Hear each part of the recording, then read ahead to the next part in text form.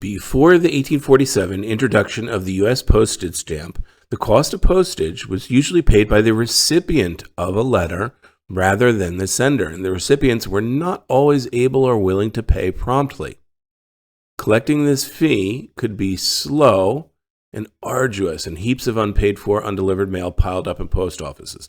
Okay, so this is a result. They're telling us a claim, and this is the consequence or the result. So as a result would be my guess. Let's see. Regardless, no, it's not this contrasting transition. On the contrary, the same. Consequently, that's essentially the same as a result. It's a cause-effect transition. It's not an example. The sentence here is not an example of the one before.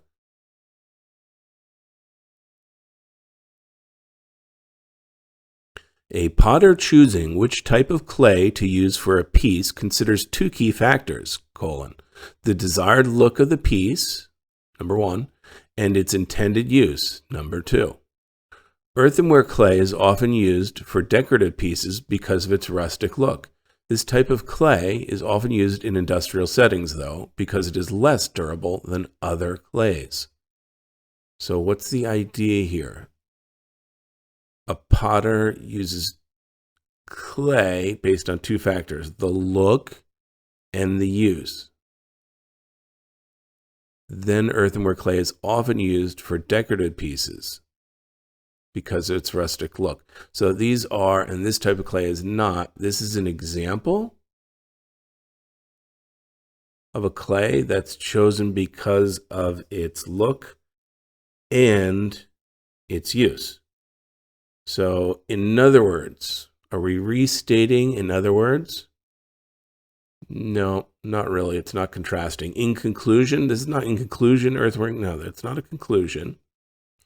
I don't think we're restating. I think it's an example. For example. So for example, earthenware clay is often used for decorative pieces. It is not often used in industrial settings. That's being used based on the previous claim.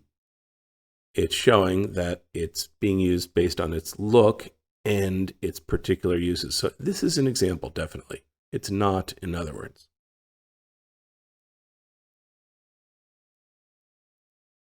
In Gothic architecture, flying buttresses are large arches that help support a building's exterior walls. Before the so I think I remember what this is. So if I had like some kind of church or something like that, imagine that were my church. Oh, that's a terrible church. I had these buttresses that would come out, right? These supports. So, okay, I think that's what we're talking about. Before the Gothic era's cathedrals, heavy ceilings had to be supported by thick, short walls, but the invention of flying buttresses eliminated this need. Gothic cathedrals could be built with thinner, higher walls as a result. Or thus. It's cause effect. Similarly, no, it's not comparison or likeness to an idea. For instance, this is not an example.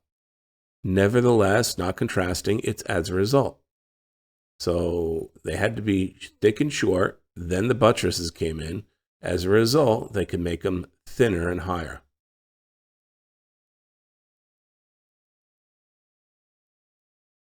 Tyrian purple was a highly prized dye among the Phoenicians, an ancient civilization located in present-day Lebanon. The Phoenicians were famous for using this natural dye to color their clothes a distinctive purple. The name Phoenicia itself, some historians claim, may have originally meant land of purple. So we're all about the Phoenicians using purple. That's the focus. Blank the name Phoenicia itself. So itself, this is kind of emphasis. So indeed, the name Phoenicia itself, some historians claim, may have originally meant, so yeah. In fact, that's emphasis. That's probably going to be it. Regardless, no, we're not contrasting.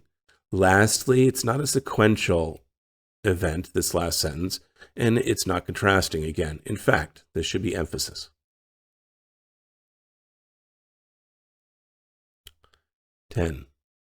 Etched in Peru's Nazca Desert are line drawings so large they can only be seen from high above. Archaeologists have known the line since the 1920s, when a researcher spotted some from a nearby foothill, and they have been studying the markings ever since. Archaeologists' efforts are aided by drones that capture high-resolution aerial photographs, so you can only see it from up above. As a result, the archaeologists working on it need drones to go up high. I think this is a cause effect. Currently, no. Hold on. Archaeologists know the line, and they have been studying the markings ever since the 1920s, where they didn't have drones or anything to study from up above. Currently, archaeologists are aided by drones. That's not terrible.